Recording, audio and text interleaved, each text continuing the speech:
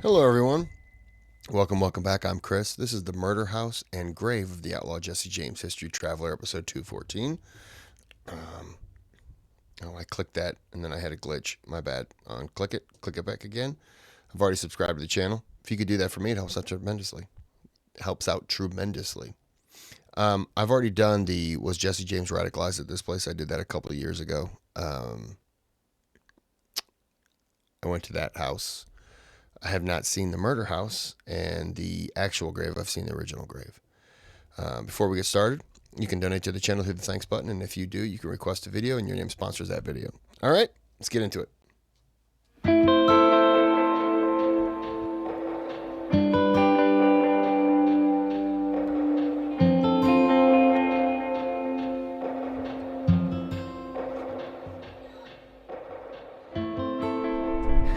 In the years after the Civil War, Jesse James emerged as really one of the most famous outlaws of the 1800s. This is a guy who had been hardened by his experience in the Civil War, as a Confederate guerrilla running with guys like Bloody Bill Anderson. And throughout the 1870s, Jesse James kind of became, like a little bit of a folk hero. He was kind of like this Confederate avenger during the Reconstruction era, who was like a Robin Hood who took from the rich and gave to the poor. At least that's how he was portrayed in the press. Well, as the 1880s set in, Jesse James's situation had changed a little bit. For one, his old gang had kind of fallen apart. The younger brothers had been shot up and were in prison, and he had kind of fallen out with his brother Frank, and he had come back to where I am today, in St. Joseph, Missouri, to try and put together a new gang and restart his career as an outlaw. But things weren't going to go so well for Jesse James, and a man who lived by the sword was going to die by the sword in this house right here.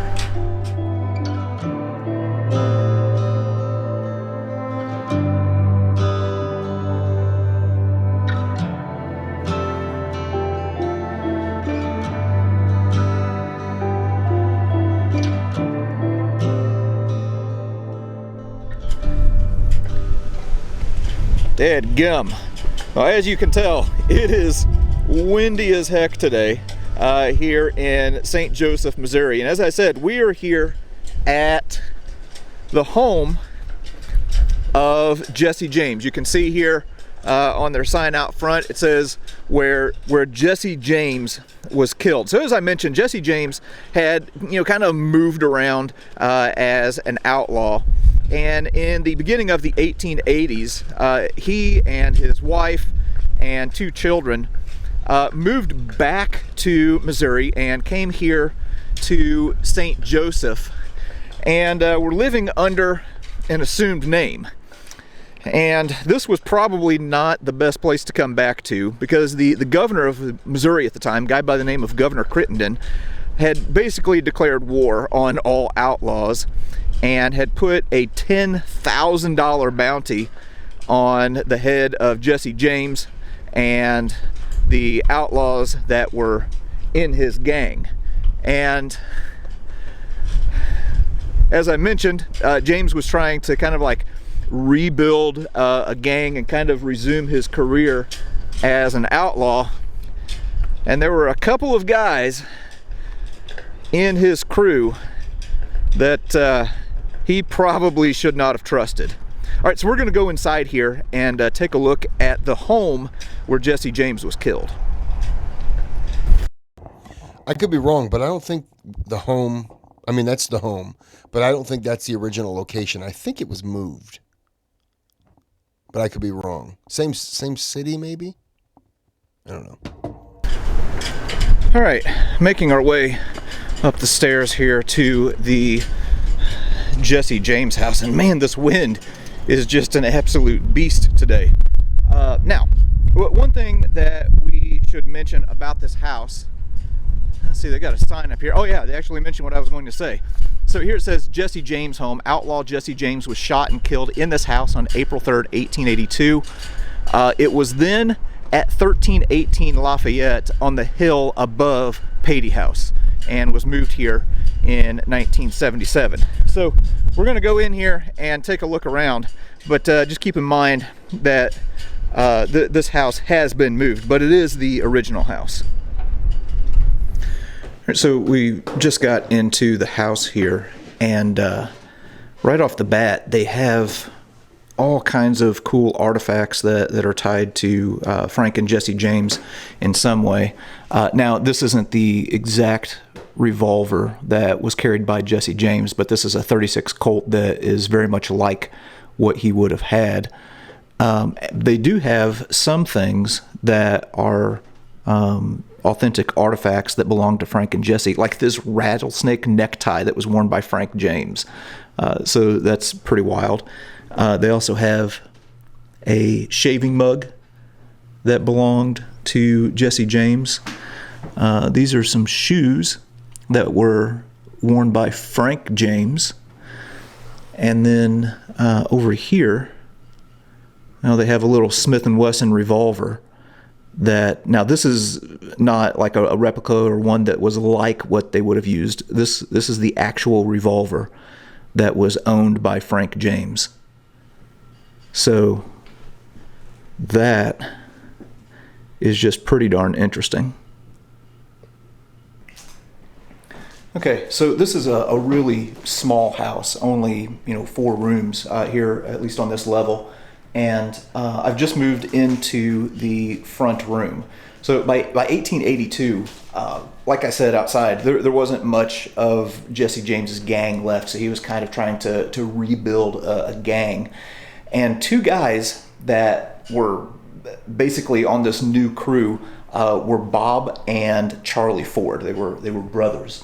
And on the morning of April 3rd, 1882, all 3, Bob and Charlie and Jesse James, were right here in this very room.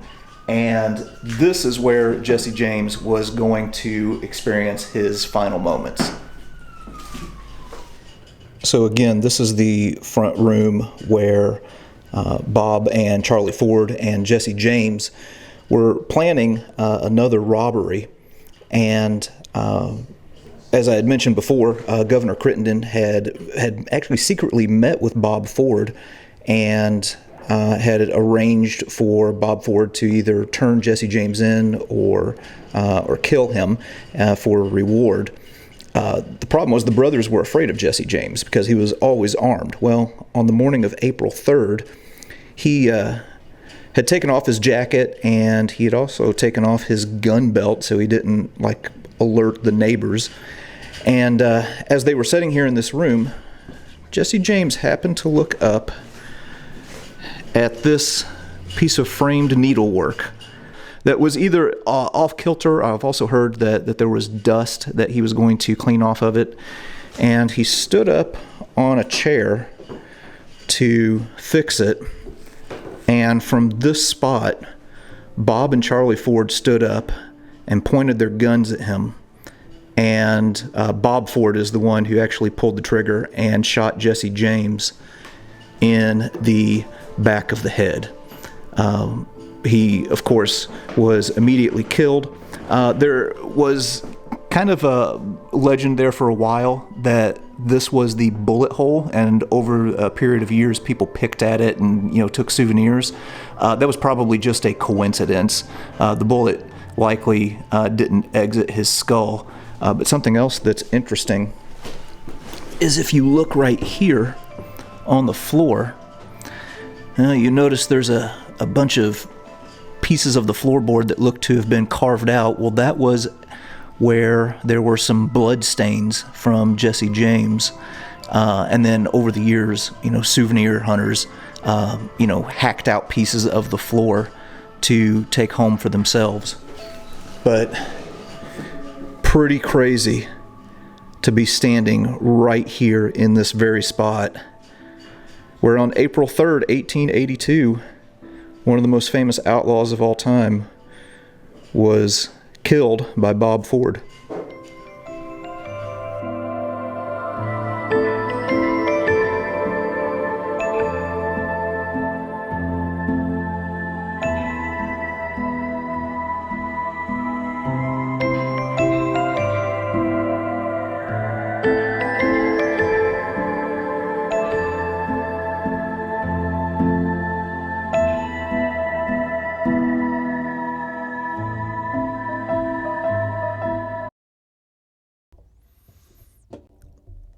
It looks like right here the bullet exited.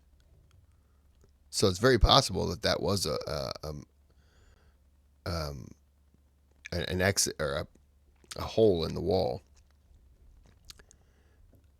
I'm just guessing. They also have a few pictures here that show what the Jesse James home would have looked like in 1882. So here's a crowd that is gathered at his home on April 3rd, the day that he died. And then, of course, the house was moved and then was moved back here. And also in this room, they have some artist depictions of Jesse James. Now, there was an urban legend that the person who was killed was not really Jesse James, and you always hear stories like this, how he, maybe escaped and, lived to be an old man or things like that. Well, in 1995, they actually exhumed the body of Jesse James to do some DNA testing. This is something that the family wanted to do, and they found out that the person in the grave was, in fact, Jesse James. Now, here is what is really crazy. What you're looking at here are different artifacts that came out of the grave.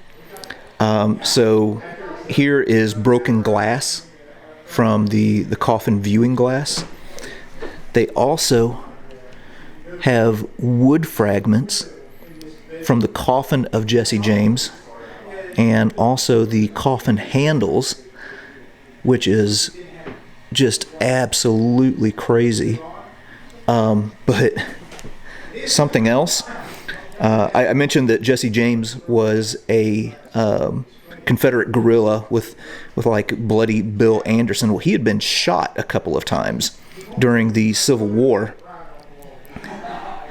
and there is a .36 caliber round ball that was recovered from the chest area in the casket that was kind of in the lung area of Jesse James.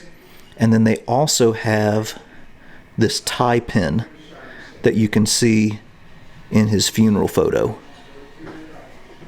That is absolutely wild. Okay, here is something else that is pretty crazy. Whenever they exhumed Jesse James's body in 1995, they took a casting of his skull and also of his teeth. And on this casting, as it rotates around, you can actually see where the entrance hole of the bullet was for the skull. So there's no exit, so it probably lodged right behind his eye. But man, oh man. All right, and just real quick, this is the bedroom of the Jesse James home. Now, something about this whole story that you do have to have some empathy is that whenever Jesse James was killed, his wife and 2 young kids were in the house as well. So whenever the gunshot went off, his wife rushed into the room, and the Ford brothers said that it was an accidental discharge, and then they escaped from the house. One other quick thing before I leave this house that I thought was just kind of funny. This is a love seat, and you'll notice that there is a piece of the back that is missing on one side. Well, that's not an accident. This was by design. the man would sit right here on the area with the back, and then the woman would not have any back support, so would be required to lean on the shoulder of the man who was sitting next to her. That is kind of sneaky.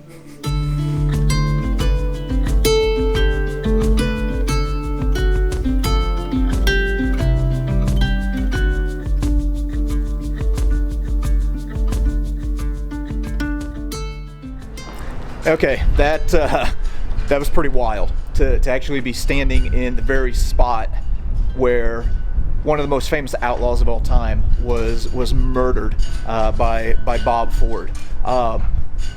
Absolutely crazy. Okay, so we're gonna go ahead and get back out into the wind here and jump in the Jeep and head down the road to the final resting place of Jesse James.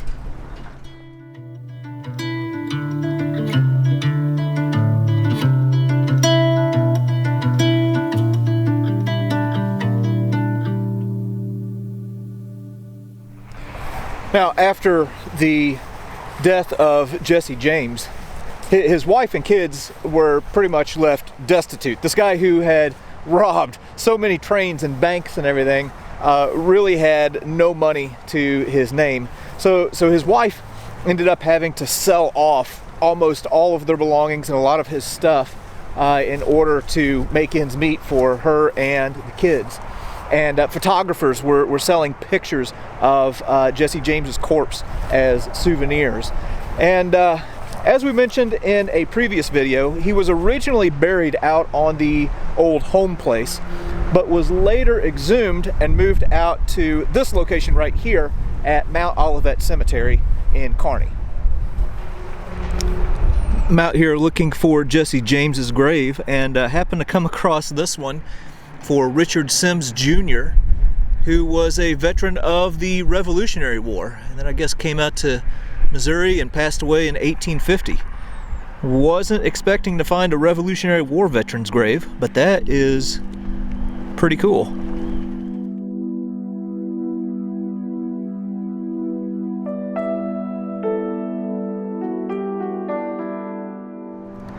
Now, in a previous episode of History Traveler, we talked about an incident that occurred at the home of Jesse and Frank's mother, where the Pinkerton Detective Agency showed up and threw a bomb through their window that ended up killing their half-brother. Well, here's the grave of Archie P. Samuel. It says, killed by a bomb, January 26th, 1875. The Pinkertons threw that through the window, and it hit in the room, and the kids panicked, not knowing what it was, and tossed it into the fireplace, and there was a fire roaring in it. Yeah. They didn't know any better. It just came through the window. They panicked, threw it in the fireplace instead of throwing it back outside, probably thinking it broke a window or it shattered a window. They didn't want to get in trouble, and instead they threw it in the fireplace. So, poor kids. Here is the grave of Frank and Jesse's mother, Zerelda Samuel, who was injured in that same blast and lost an arm. And next to her lies one of the most notorious outlaws in American history, Jesse James. So if you look at his grave marker here, says Jesse W., born September 5th, 1847, assassinated April 3rd, 1882. And then they have his military marker here as well, Jesse W. James, Taylor's Squad, Todd's Company, Quantrill's Regiment, CSA, and then it has his date of birth and his date of death. So yeah, there's the grave of Jesse James.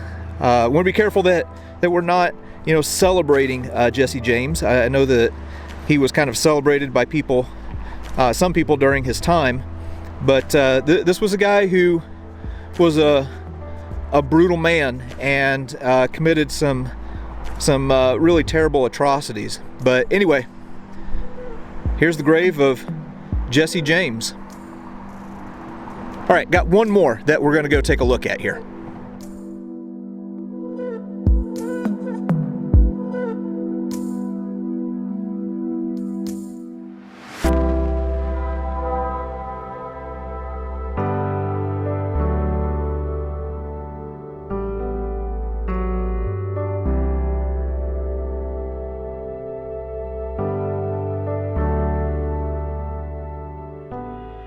Well, after the death of Jesse James, things didn't go so great for the Ford brothers. They tried, taking a tour where they reenacted the assassination of Jesse James. It played well in some places and really, really bad in others.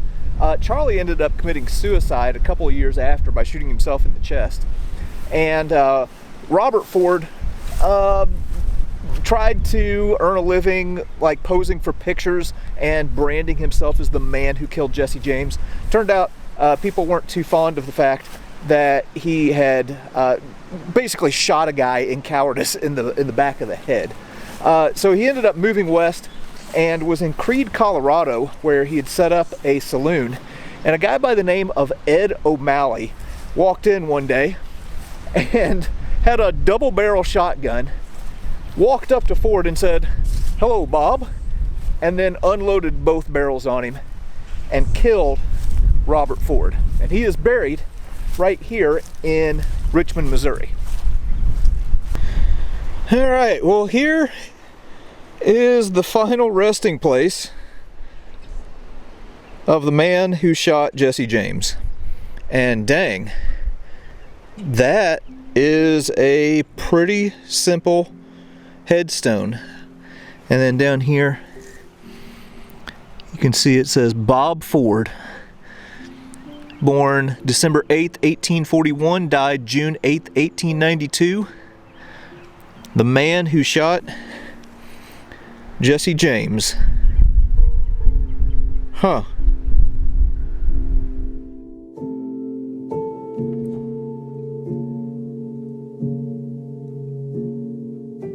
All right, well, there you go. There is the final resting place of Bob Ford. I don't think things really turned out the way that Bob really hoped that they would turn out. But whenever you befriend a guy and are planning to do a robbery with him and then, shoot the guy in the back of the head whenever he's unarmed, you can't be surprised whenever people are going to view that as an extreme act of cowardice. But anyway, kind of a sad ending for both figures. But anyway, had an interesting day today, being able to go around, look at the place where Jesse James was assassinated, and then be able to visit these graves and learn a little bit more about one of the most notorious outlaws in U.S. history.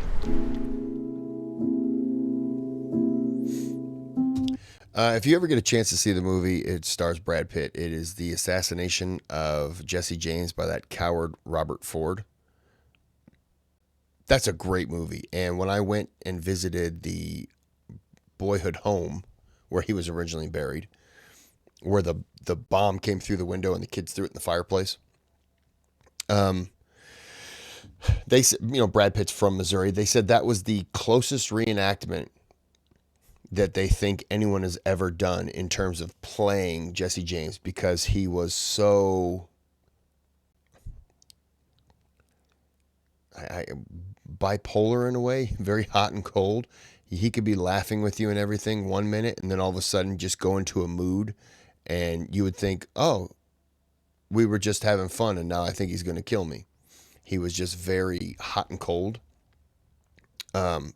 Brad Pitt does so awesome in that. It's such a great movie, but it's long. But yeah, at the end of that movie, you feel like Robert Ford had no choice. I'm not saying he didn't.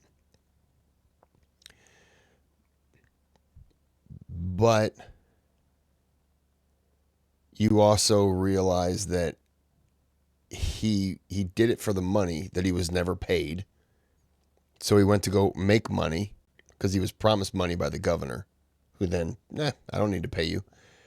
And then he went off to try to be somebody, and people just resented him for what he did.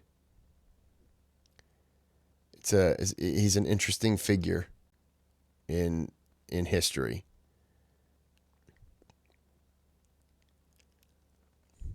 I don't know.